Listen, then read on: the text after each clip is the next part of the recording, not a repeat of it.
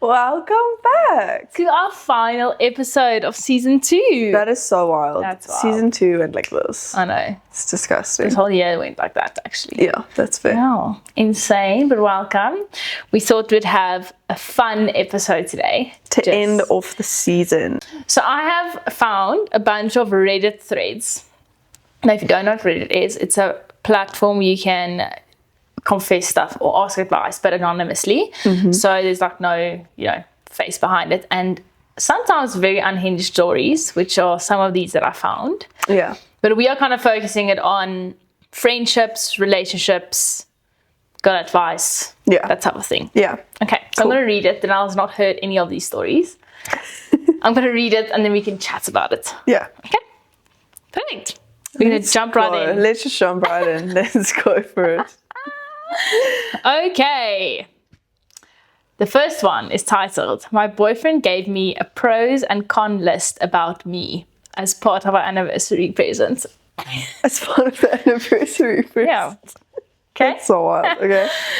So I'm going to write a fair bit of backstory because I think it's relevant. I met my boyfriend on Tinder in the beginning of my freshman year of college. I was a very naive 18-year-old. I've been on dates, but I've never been in a relationship. I haven't even had my first kiss yet.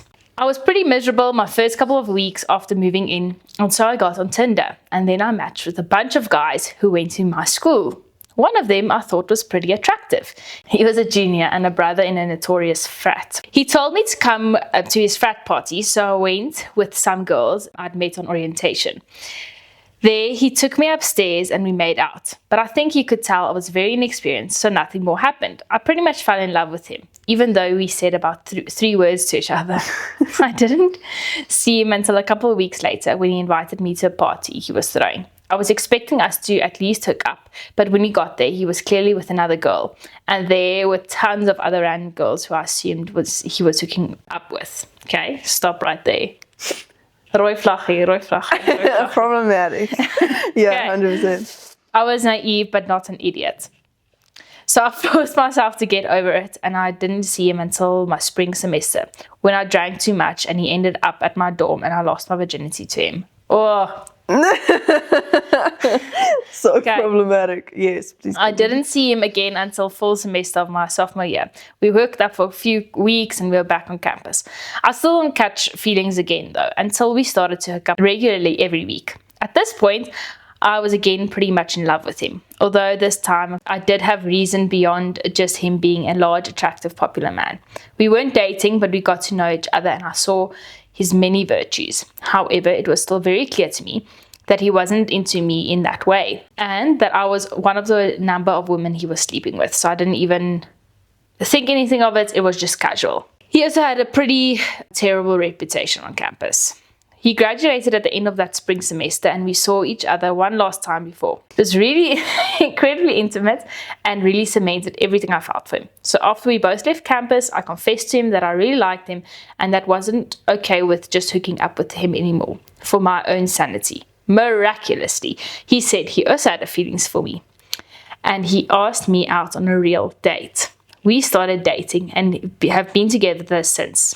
The whole time has been healthy and happy for us. Last Thursday was our first year anniversary of becoming official. He got me an incredibly thoughtful gift basket, including some jewelry and a painting and a card. In the card though was a printed picture of a pros and cons list on a whiteboard. He explained to me that he saw my confessional message when he was hanging out with one of his friends. My boyfriend said he really didn't know what to do and wasn't sure if he wanted anything more with me, but he was tired of sleeping around and wanted a stable relationship. So his friend said he should make a pro and con list of me, and he did. Wait, so was this now or was this a year ago? A year ago. Okay. She confessed her feelings. Yeah. Okay.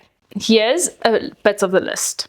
Pros: cute, great ass, good in bed, likes me a lot, sweet, lots of friends, doesn't go out too much, close to her family, really smart, academically successful, good future ahead of her, and definitely not a gold digger. Who would do wifey duties. Okay. Cons: kind of a slut. Met on Tinder. Frat rat. Blacks out a lot. Doesn't care a lot about her appearance. Kind of nerdy. Okay. That's so chaotic. Okay. Yes. Based off of that, he apparently decided to ask me out to dinner and then decided what to do based on how that went. And it went well enough that we started dating. He showed it to me with nothing but good intentions, but I was absolutely flawed for obvious reason. I've been pretending to be sick since then till I figure out what to do.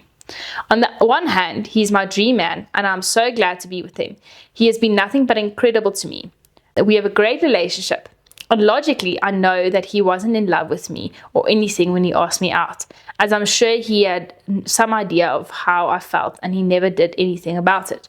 But it still hurts to think that the feeling towards me was so oblivious that he needed a pros and cons list to just ask me out. I can't really talk about this to anyone in my life as a lot of them already dislike him. I don't want to bias them anymore. So I thought I would ask here. Okay. That's so wild. So there's a lot of problems here. Yeah, I think we should dissect it. Yeah, so I'm going to start with the fact that not a lot of people in your life like this man. Yep. That's a red Normally flag. a telling factor. Yes. I think that's a good starting point. Mm-hmm. There's a lot of backstory that was kind of unnecessary. I agree with you. It was a very long backstory to get to a very simple point. But I think she's trying to convince herself. Yeah. You know, like, it's okay. It's not okay, I think. What's not okay to me is, I don't care that you make a pros and cons list. That's your personal thing. But, like, you should have some EQ to be like, I'm not going to show it to her. I'm not going to show it to her. Especially when the list includes being a slut. You know what I mean? That's what, you know what this feels like? This feels like one of those 90s rom-coms where, what's that movie called? She's All That. Is it She's All That? I think it is. Where he has to turn her into the prom queen. Exactly. And then he falls in love with her. And then he's like, oh shit, I fell for her. Oopsie. And this is exactly... That's actually, that sounds very familiar. Right? It's like a game. It's a game. Yeah. I think there's some EQ. And I also feel like, I don't know. I would leave him. I would have left him long before she even got in a relationship. Yeah, let's start there. Yeah, that's just my opinion. Okay. Anyway. That is so wild. Put an update at the bottom that says, I broke up with him. Thanks, everyone. But let's just... It's so wild to me how people need that, like, validation from random people on the internet. I'm sorry. I agree. It is what it is. Like, it's should have already been when your friends say, listen. Okay. Next one. Am I the asshole for telling my best friend she's being immature for caring that I want to date her high school ex? Oh my goodness. You're listening to this podcast. I just want you to see it in our face. That's funny. Okay. Okay, so some context. Yes. I, 28 female, have been best friends with Lena, 28 female, since we were 14. Okay, so that's 14 years of friendship. We've been through everything together. School drama, bad breakups, moving to new cities, all of it. Back in school, Lena dated this guy, Ryan, for like a year. They were super cringy and obsessed with each other. Wrote each other poems, wore matching hoodies, all the teen nonsense. Yeah. But that was over 10 years ago. Anyway, fast forward to now. I recently reconnected with Ryan through a mutual friend's wedding. And holy glow up. We ended up talking all night, followed each other on Instagram, and he DM'd me a few days later. Nothing flirty, just vibes. But like, incredible vibes. So I told Lena, thinking she'd laugh or be like, that's funny, that's so random. Instead, she went stone cold and said, are you seriously considering going after someone I used to love? Used to, not currently. I reminded her that she's literally engaged to someone else, and that Ryan was a teenage relationship. She said it was still a betrayal and that I should know better. I told her she's being too dramatic and territorial over a guy she hasn't spoken to since Obama's first term. She hasn't responded to my text in days, and one of our mutual friends said I crossed the line. But I think Lena is being irrational. It's not like I'm dating her ex-husband or something. Plus, Ryan and I have actual chemistry. Am I the problem? Okay, so this chick, Yes. I can't remember her name, but she obviously like loved this man and she's still not over it. Yes. And he's probably like the one that got away. Lena, yes. No, Ryan. Yeah. Ryan was like the one that got away. Yes. And that's why she's being so dramatic about it. I agree with you. I think she's being dramatic. Like, I don't think she's the asshole. What do you think? I can understand where she's coming, like the emotions coming from. Yeah. Because like, I think at first it's a shock. Yeah. But I do agree with you. Like, if you're engaged and you moved on, like, you shouldn't be engaged if you're still in love with someone else. Yeah. So, of course, it's going to be uncomfortable. Like, I can imagine like for the rest of her life, this person's in her life, but she should at least meet him and, you know, no, I think give him a shot. I get that. And I think like at first, fair enough, it's like a shock and then it feels like a betrayal or whatever. And then you realize, you know what, actually, I don't know this person. Exactly. I haven't seen them in over 10 years. Like, it's fine. Yeah, it's like a whole new person now. And I have a life and I have a fiance. And like, I don't need this person. Yeah. And I also think like there's no saying that Ryan is going to fall in love and date and marry the best friend. Just exactly, like, yeah. It's just a idea. They're just getting to know each other. So you can kind of let that happen and kind of see where it goes. You don't have to, you know. So Laurie, if you dated my high school sweetheart, I think the worst part of that is like he's gonna be in your life forever. Then, when you thought you could kind of like leave him in the past. If they got married, yeah. So okay, actually I'm going to turn it around. Okay. And I'm going to give it your high school sweetheart. Yes. And if you dated and if I dated him. Yes. Then like that, I would find it awkward in the beginning because I've only known him as yours. Someone I loved. You know what I mean? Yeah. Oh, love, very loose term. But you know what I mean? Like, so now you have to kind of change your perspective of him. It's like now you guys. Yeah, you know no, definitely. It's just, I think that's the whole thing. Is it depends on what actually happened. Exactly. It depends on how you broke up or like what did he do or what did you do or whatever. It's not personal. Like they're not doing this to hurt you. Exactly. Yeah. Interesting, eh? Some people have more interesting lives than we do. I feel like my life is a movie sometimes, let's be honest. So, no, but I agree. She's not the asshole. I don't think she's the asshole. I think Lena's our asshole. Yeah. That's just me. Okay, next one. We're also on the relationship topic. Okay. My boyfriend is considering ending the relationship because I put too much pressure on him. What am I doing wrong? I, 23 female, living with my parents, low expenses, working full-time, and I'm just started my master's, is dating a 32 male boyfriend who rents a cheap room and works 30 to 35 hours per week with no benefits. When I graduated, I told them I wouldn't move out with him until I can pay off my credit card, which I have done now, and save a $10,000 emergency fund. Yeah. I'm also there. He was okay with that at first, but now that his savings have gone down, he feels pressured. I never expected him to have $10,000, just some savings since we'll be moving into an empty place. A fight started when I casually mentioned wedding and the cost of it, and that's around $20,000. Weeks later, he said my expectations make him feel like I want him to have $30,000 saved, which makes him want to be alone sometimes. I clarified I don't need the $20,000 wedding and would be fine with something small in the future. My concern is financial stability. I'd cover about 65% of our costs when we move out, but I still think it's wise for us both to have savings. He, on the other hand, is happy working just enough to cover his current lifestyle and doesn't want a higher pressure job. Our relationship is loving and supportive, but our money views are very different. I'm wondering if my expectations are unrealistic or if I'm putting too much pressure on him. No, you're not putting too much pressure on him. And if he makes you feel like you are, girl, run. I think the biggest thing is like, if that's what you want in a relationship, if you want financial stability and you want to be looked after, not even looked after, but just like comfortable. Yeah. And it's like a good financial split in the sense where like you're both working hard to cover costs. It doesn't have to be a 50-50 split. Yes. But you both have to be working towards the same goal. Then it can work. But if you're not working towards the same goal and he's just trying to cover his living expenses, then no thank you. Because if you don't have enough drive to want to look after your woman, no thanks. Yeah. I think finances are the biggest thing that break couples up. And you should have very clear expectations of each other when it comes to finances in a marriage or relationship. Doesn't really matter. But you can't pressure one into the other, like into the box. The other thing is just, though, her wanting him to have savings and a backup fund is not unrealistic. Like, Yeah. you need a backup and savings and something, because And it's also not about her putting pressure on him. It's basically about him being insecure about the fact that he doesn't have that. that's exactly it. Yeah. So no, you're not putting pressure on him. He's insecure about the fact that he doesn't. Have it. I agree with you.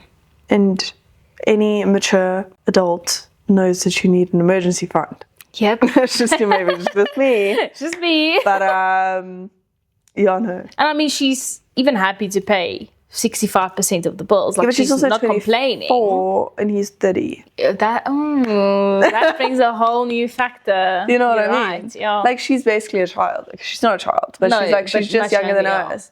And she's happy to be covering more than most half. of the bills, yeah.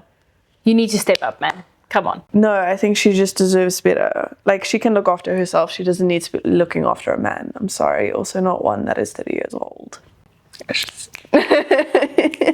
Speak it. Okay, this story, I'm just going to read the title and we can discern from there. Okay. Am I the asshole for not supporting my dad and my friend's new relationship? Chaos. Okay. I can't believe I actually have to post something in here, but I think I need a bit of clarity for my current situation, because I really don't have anyone else in real life to talk to it about it. I am 21 female. My mom passed when I was young, and my dad, 48 male, raised me alone. Okay. He's never seriously dated, and I've always encouraged him to put himself out there, especially when I left college 6 hours away. This spring break, I noticed him texting a woman whose name I did not recognize, but I didn't say anything. A few weeks later, I saw her find my friends that my close friend, 21 female from high school, was at my house, which seemed odd. Okay, just notice the age. Okay. The age difference. Yeah. 27 years. Yeah. Okay. I didn't suspect much until Easter, when I came home early and saw a text from her on my dad's phone. That's when I realized that they've been seeing each other. I felt sick and uncomfortable, especially because of the secrecy, the age gap, and how it changes my relationship with both of them. After thinking, I told my dad I wasn't okay with it. He admitted they've been together since last summer. I said he wouldn't end it because it's his first real connection in years. I told him I wouldn't see him over summer break unless it ended. For 2 weeks, I've avoided both of them. My friend keeps texting, asking to talk, but I haven't responded. Tonight, I came home to find them waiting for me. Oh, that's awkward. It turned into an emotional argument. My dad cried, saying I should understand because I know how lonely he's been. I left to stay at another friend's place. Now I'm wondering if I'm being too hard on them, or if I'm right not to support or tolerate their relationship. What do you think, Laurie? No, I don't use it.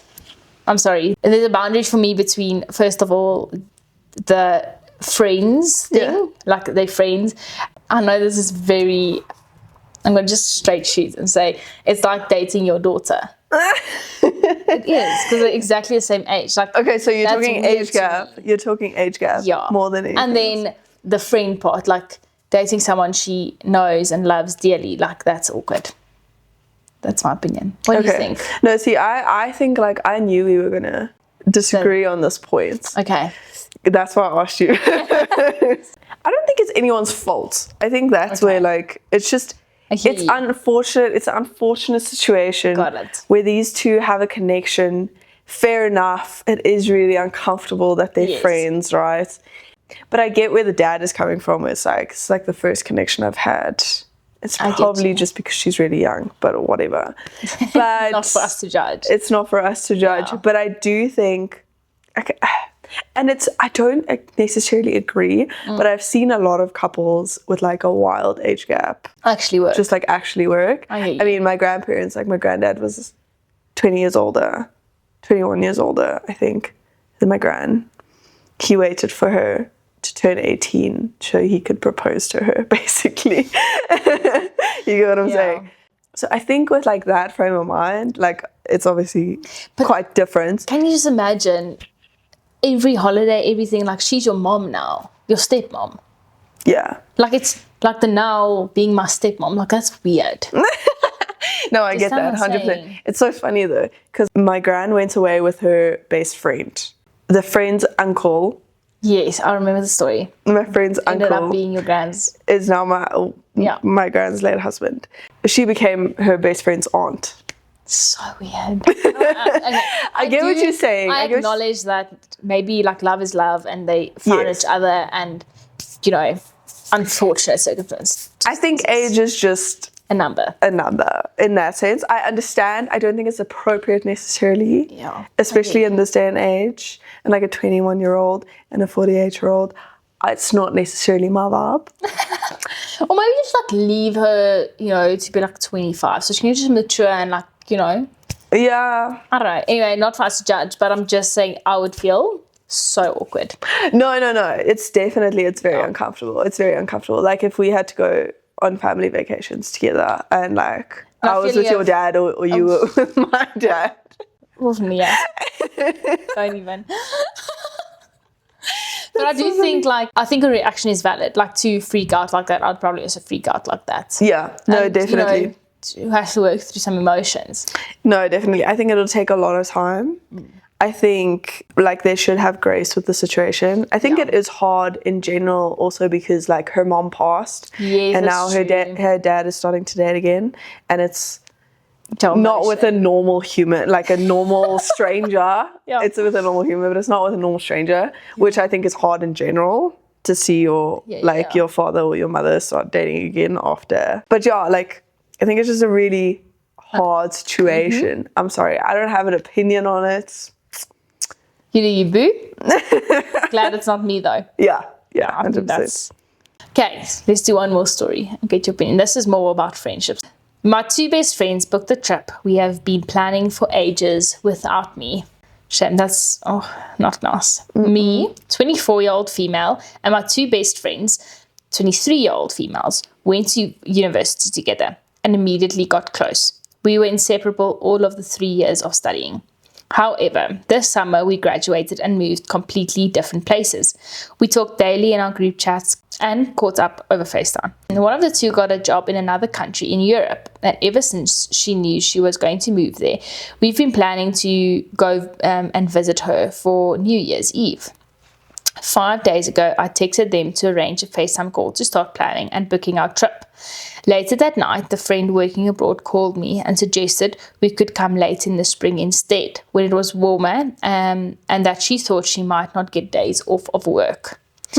But just now, she suddenly posted a screenshot on her private story to Snapchat of a message between them that the third friend had booked a flight for New Year's Eve.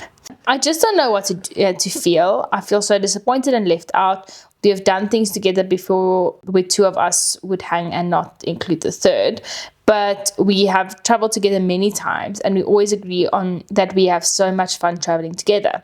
How should I go on and approach this? I need advice as I'm not the confrontational type and we've never really had arguments before. I don't want to come across as petty, although I kind of am. And also I don't want to be invited out of pity. I can't think of anything that could make them be mad at me or anything like that. I don't know what to say. Out of my personal experience, I think 3 group friendships are always very difficult. Very difficult. Yeah. Unfortunately, as we grow up, I mean, that changes completely. But especially when you are, I mean, they're more or less the same age as we are. But yeah, a three-person friend group. It's always a little bit difficult. It's always a bit tough. Yeah. I don't think it's right that she booked... Okay, wait. I have 2 minds. Okay. This could go either way. Yeah. Either they planned it, that just one friend was going and to exclude the other. Yeah. Or the friend in Europe gave them both the same phone call saying, come late in the year when it's warmer. Yeah. The girl writing this said, great idea, I'll come late in the year. The other girl said, no way, I'm booking my tickets. Do you understand what I'm saying? And she was just okay. kind of like, no, I'm coming. Yeah, but then I think like they probably would have had one phone call together, hear like you. one FaceTime, and she would have told them both, let's move it to later. I hear you. And then we can do this and this in the summertime. Where they now did it was like, exclude her. now it was 2 separate calls. And I'm like, that means they excluded her, definitely. Which is heartbreaking and terrible. And it feels like Not like her. the worst thing in the world when it happens to you. But you don't want people like that in your life. Yeah, I agree with you. Like, that's Cut just them off. sad. Yeah, 100%. Yeah. This is tough though. Those type of friendship disappointments are always the worst. Yeah, 100%. Okay, Especially if they're like your 2 best friends. It's very dramatic. And then like being the one excluded from that is never a fun time. And I think it was also very stupid of the other girl to post it even on her private Snapchat story. Yeah. They're gonna find out, girl. I'm sorry, you 100%. can't hide stuff like that. Yeah, Like, no, definitely. yeah. But I almost like, I want to say this, and I know it seems really sad. If it's a friendship between 3, like it's a 3-person friend group, there's always going to be one of them excluded after a while. Yep. Like That's a difficult At first, part. it'll be like all 3, and then slowly but surely, you're going to be excluded. Like, and it's so easy for 2 people to like gang up against the other one. So Depending on what the get situation is, like closer, just one person does something wrong and the other two are like, oh, no. Yeah. And then like it's over basically. no, it's Because slowly but difficult. surely it's gonna fade. And I think we've all been in those situations. That's a though. hard thing, yeah. That's horrible, but Those are Reddit stories. people are so entertaining sometimes. I'm glad we don't always deal with drama like that. It is our last small business of the week of the season, which is so exciting. You must let us know if you liked hearing about all the small businesses so we can know if we should continue in season 3. Yes, please do let us know. And then this week we have an extremely exciting small business of the week. We decided Drum roll, please. we decided to do NBW the label as our small business of the week because obviously like this is our platform and we want to also be able to like incorporate our businesses into it. Of course, yeah. And what better business to do in NBW, which is insane, and I love it so much. So the business is about 6-7 years old, but I only took over 2 years ago. And we are on a mission to create sustainable clothing in South Africa, slow fashion, everything's made to order. And what I want to achieve with my business is I want to make fashion less scary and intimidating for women. So I want it to be easy to experiment with your wardrobe, experiment with new styles and take risks. So making that less scary because fashion is fun, a lot and lots of fun, and it's so much of our identity. And yeah, that's my mission. 100%. NBW for me, as someone who loves fashion, is just such a fun business. It's such a fun like brand. It's pieces that are trendy but with a twist, which makes them a classic, in my opinion. Like the colors are always fun. There's always a neutral, but there's always a pop of color to play with, which I love. I mean, the skirts from NBW. Yeah. And I am ride or die NBW. I've always been ride or die NBW. And yes, highly recommend. Obviously, there will be a post about NBW. We are still growing and learning, and there's so much growing pains to go through since I've only taken over for a small amount of time, but we are getting there, and I'm really excited for the future and where we're heading. And yeah, exclusively online. We don't sell in person at all. So yeah. I'm so proud of you. So exciting. But thank you guys so much for joining for season 2. We hope you enjoyed, and we hope we added some value into your lives, even if it was just a little bit, or we just made you think a little bit. But it was lovely to have you a part of season 2. We are taking a 2-week break now. Yes, we are taking a short 2-week break, and we will be back stronger and better than ever. Yep, well rested. Yes, yes, definitely. But please let us know if you do have any feedback for us, any recommendations, any topics you want us to chat about, or any constructive criticism. Please let us know. We want to know what you think. Thank you so much for joining, and we will see you in 2 weeks. Bye. Love you. Bye.